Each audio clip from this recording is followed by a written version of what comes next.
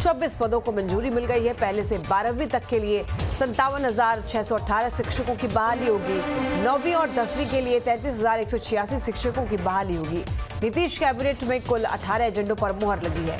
तो पटना में मुख्य सचिवालय में नीतीश कैबिनेट की महत्वपूर्ण बैठक हुई और इस बैठक में कुल 18 एजेंडों पर मुहर लगी है। इस कैबिनेट बैठक में सरकार ने शिक्षकों को खुशखबरी देते हुए शिक्षकों के 1,78,026 पदों के सृजन की स्वीकृति दे दी है। तो वही आपको बता दें कि कैबिनेट में प्राइमरी तक 85,477, क्लास 6 से लेकर 8 तक 1,745 पदों पर भर्ती का प्रस्ताव पारित किया गया है और इसके साथ ही 9वीं से 10वीं तक 33,186 शिक्षकों की बहाली होगी। क्लास 11वीं से 12वीं तक 57,618 पद सृजित किए गए हैं।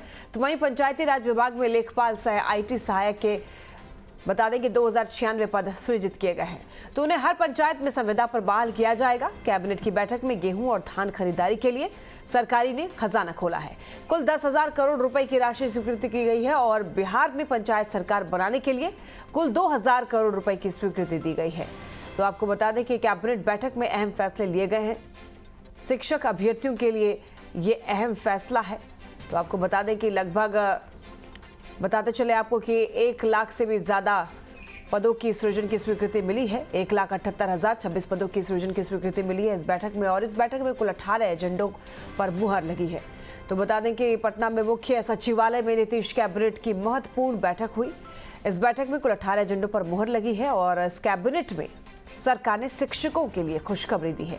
शिक्षकों के 1,78,026 पदों के सृजन की स्वीकृति दी है। देखिए, पहले से 12वीं तक के लिए 57,618 टीचरों की बहाली होगी।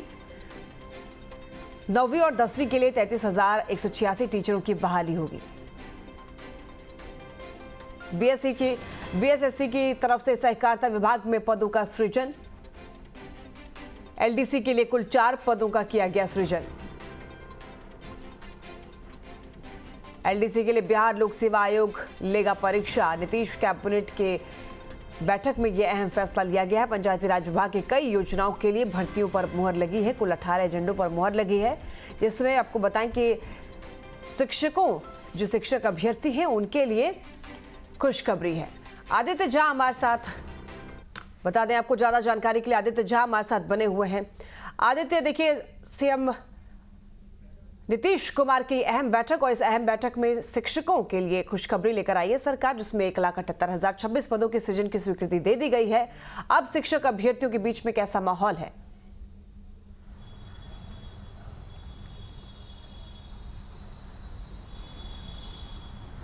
देखिए लक्ष्मी, बिहार कैबिनेट की आज महत्वपूर्ण बैठक हुई थी जिसमें कुल 18 एजेंडों पर मुहर लगी है।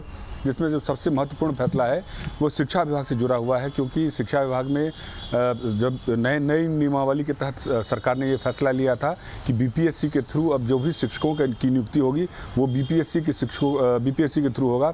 उसको लेकर के विभाग ने सभी जिलों से रिक्तियाँ कितनी हैं, हर जिले में कितनी रिक्तियाँ हैं, उसका ब्यौरा मांगा था। तो आज की कैबिनेट की बैठक में जो फैसला लिया गया है उसमें शिक्षा विभाग में कुल शिक्षकों के लिए 1,78,026 पदों का जो सृजन किया गया है, जहां पर पद खाली हैं उस पर अब बहुत जल्दी वैकेंसी निकलेगी और नियुक्तियां शुरू होगी। जिसमें कक्षा 1 से लेकर के 5 तक के लिए 85,477 पद, 6ठी से 8वीं तक के लिए 1,745 पद, 9वीं से 10वीं के लिए 33,186 पद और 11वीं और 12वीं के लिए 57,618 पदों का सृजन किया गया है। तो कुल मिलाकर 1,78,026 पदों का सृजन किया गया है। सरकार का पर जब पूरी प्रक्रिया हो जाएगी, पूरी नियुक्ति प्रक्रिया जब लागू हो जाएगी और सभी शिक्षकों का जो जब नियुक्ति हो जाएगी तो उसके मद में वेतन के मद में 11,000 करोड़ रुपए का सरकार पर भार पड़ेगा। तो आज की जो कैबिनेट की बैठक थी उसमें ये महत्वपूर्ण फैसला लिया गया है, क्योंकि लगातार कुछ वर्षों से 2019 से ही जो शिक्षक अभ्यर्थी हैं वो सड़कों पर है अपनी नियुक्ति की मांग को लेकर के।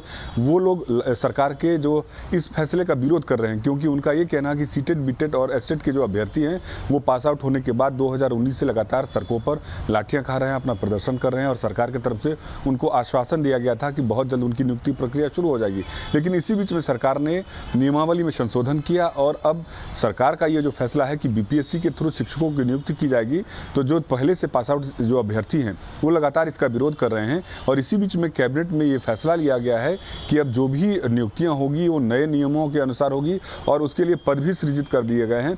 तो अब सरकार के इस फैसले के बाद जो अभ्यर्थी हैं आगे क्या करते हैं उसकी वो अभी उन लोगों ने खुल के कुछ बताया नहीं है, लेकिन आज की कैबिनेट की बैठक में ये सबसे महत्वपूर्ण फैसला यही था, क्योंकि सरकार लगातार रोजगार देने की बात कर रही थी।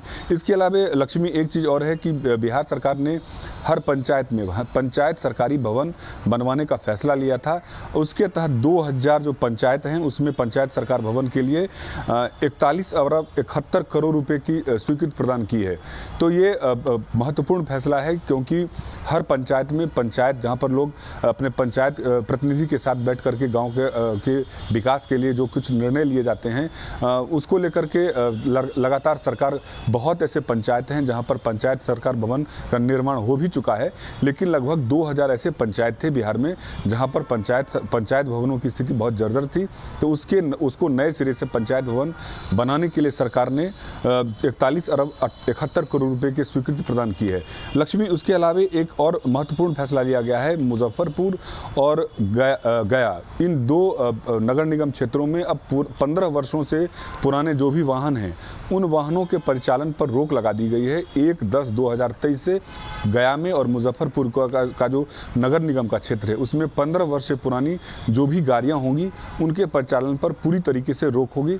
तो आज की कैबिनेट की बैठक में ये कुछ ऐसे महत्वपूर्ण एजेंडों पर मुहर लगी है। लक्ष्मी। ठीक है आदित्य, आप बने रहिए, आगे भी अपडेट लेंगे आपसे।